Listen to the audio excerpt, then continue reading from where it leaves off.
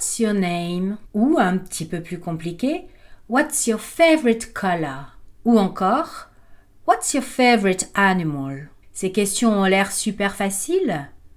Ouais, mais imagine de devoir les poser et y répondre en lançant une balle. C'est tout de suite un petit peu plus compliqué, non? Mais terriblement efficace pour que les enfants progressent en anglais.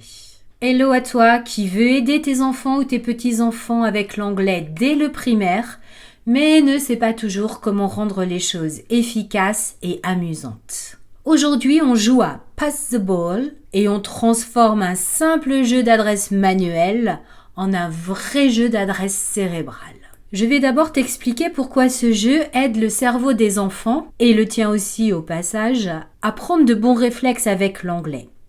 Si tu veux aller directement sur la partie jeu, je te mets le timecode ici. Pourquoi est-ce que bouger aide à apprendre? Eh bien parce que notre cerveau adore quand le corps s'en mêle. Quand on bouge, on active plusieurs zones à la fois. Celle du mouvement, de la mémoire, de la concentration. Lancer et rattraper une balle pendant qu'on parle oblige notre cerveau à se synchroniser.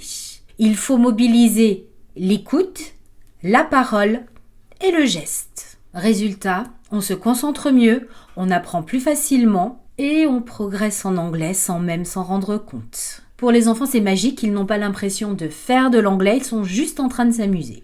Alors comment jouer à Pass the Ball? Tu vas avoir besoin d'un petit peu de matériel, une balle, un ballon ou une peluche légère qui ne risque pas de blesser les enfants.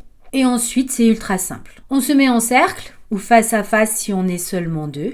La personne qui lance la balle pose une question en anglais et la personne qui la réceptionne y répond en anglais. Une fois répondu, on la lance à quelqu'un d'autre avec une nouvelle question et ainsi de suite. Alors oui, mais quelle question? Pour commencer, utilise le vocabulaire de présentation qui normalement a été abordé dès le CM1.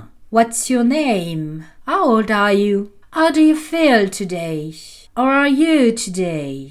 Et là, je te renvoie à ma vidéo sur les émotions de la semaine dernière. Le lien est en description si tu l'as loupé. Quand le groupe est bien échauffé, on peut travailler sur une structure un peu plus complexe, mais quand même encore relativement simple, en posant des questions du type « What is ?» En français, « Quel est ?» ou bien « C'est quoi ?»